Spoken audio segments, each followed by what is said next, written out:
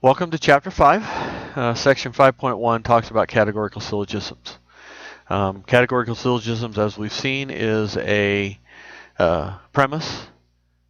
All penguins are black and white. Premise. Some old TV shows are black and white. Conclusion. Therefore, some penguins are old TV shows. Today, what we want to begin to do is we want to begin to look at things a little bit differently and begin to put definition to some of these things and begin to be able to manipulate and deal with syllogisms in a much more logical fashion. So to do that, we need to understand some definition. The minor term will be the subject of the conclusion. The major term will be the predicate of the conclusion. The middle term is a term that occurs twice in the premise. When we go to two premises and a conclusion, we're going to three different letters or three different terms. And as a result of that, one is minor, one is major, one is middle. Okay, so keep that in mind. However, understand that the middle term cannot show up in your conclusion. Okay, so that's very, very important. The minor term can only show up in one premise. The major term can only show up in one premise. And the middle term shows up in both premises. So keep that in mind, and you're going to find them written, and obviously they become a fallacy. So we'll have to think through this. It'll take us some time, but we'll go over it a lot in class, and so therefore it should become fairly easy for us. All right, standard form. We have a major premise, then we have a minor premise, then we have a conclusion. So this is the standard form of all syllogisms. Okay, if the syllogism isn't in this form, then we have to consider making sure it's either put into the form. If that does not work, then we consider it to be an invalid argument. Okay, so when we consider categorical syllogisms, we have to consider two different things. The first is the mood, and the second is the figure. So what I want to do is I want to show you how we deal with mood and figure. Okay, the first thing we want to do is realize that the mood is the letter for each premise, in order, going from the major premise to the minor premise to the conclusion. Okay, so hopefully we've got that figured out. So that we're going to go, what is your very first premise? What letter is that? So we'll say let's look at an example. So all PRM, and what kind of a statement is that? That is an A statement. Some MRS is an I statement. Some SRP is an I statement. And therefore, when we look at the mood, our answer would be AII. Major premise, minor premise, conclusion. So the mood always goes in that order: major, minor, conclusion. So if we keep that in mind, it helps us a lot. So this is fairly generic, fairly easy. And some of you are asking, well, why do we have to know A, E, I, and O? Well, not only for the squares, but we also have to begin to understand that now it comes into play when we're talking about this, because there's ways for us to get the correct answers to things. Okay. Secondly, we have to look at the figure. And the figure is determined by the position of the middle terms, or the terms that occur twice in the premises. So here's some rules that go with it. Figure number 1.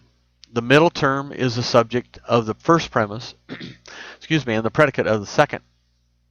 In figure 2, the middle term is in the predicate of both. Figure 3, the middle term is the subject of both. Figure 4, the middle term is the predicate of the first premise and the subject of the second. So if we can go to the textbook on page 261, you're going to find this particular array of writing. And if we look at this carefully, we're going to see that the middle term in figure 1 goes from up to down and out to in. Okay, the middle term of figure 4 goes from down to up and from in to out. Okay, so looking at the idea of the V, and so you can see this down here, the V. The thing that's a little bit confusing is figures 2 and figures 3. Figure 2, is considered that we use the middle term in the position of premise, because the premise is the major term of the conclusion. So we use the major term, the major position here first. The minor position would be used second.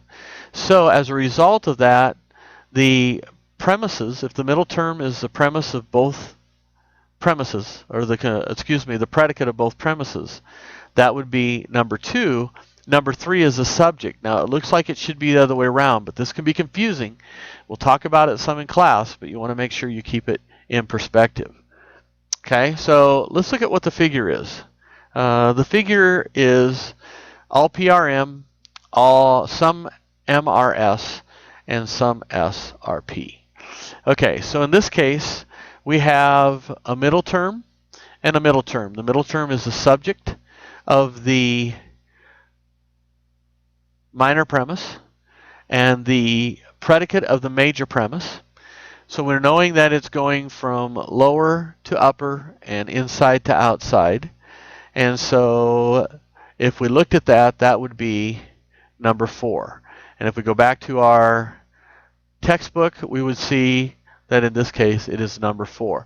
So this is kind of important for you to have on hand and keep with you, because it helps you grasp exactly what's going on. So when we put it together, it would be an AAI 4. That would be mood and figure, and we would write it just like that, AII-4. And that's how we would write mood and figure. Okay, so let's look at an example of this. So the question is this valid? All dogs are mammals. All mammals are living things. Some living things are dogs.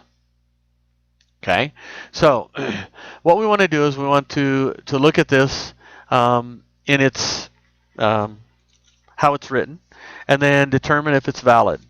So the first thing we're going to do is we're going to look at all dogs are mammals, and then we're going to look at the fact that all mammals are living things. So now we have and we're looking at the some living things are dogs. So we're looking at AAI.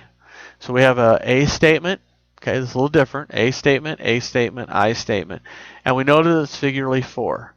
Now the question is, where do we come up with this? And so if we go back to our textbook and we go to page 262, you will find these two statements. Okay, so now what we're looking for is an AAI 4. That's our mood and figure. So if I go back, I'm going to look at unconditionally valid forms and conditionally valid forms. Okay, unconditionally valid forms deal with Boolean. Conditionally valid forms deal with Aristotelian. So when we keep that in mind, we're going to look for AAI number 4. And so we'll look through here and we find AAI number 4. And AAI number 4 tells us that P exists. Okay? And so therefore we know that it is conditionally valid because dogs exist. So once again, this deals with Aristotelian, unconditionally deals with Boolean. Okay? So as we go through it, we begin to see it. And notice that the predicate in the conclusion, right? So is dogs. And it's valid that all dogs exist. And so we have the predicate of the conclusion is the subject of or is found in the major premise. The living things is the subject, and it's found in the minor premise. So we see validity working that way. We see the form and the figure, but we need this chart in order for us to be able to determine whether it's valid or invalid. So keep that in mind. And once again, these charts are kind of a good way for you to review them. If you have questions, bring them to class. We'll go over this in great detail in class. And have a great day.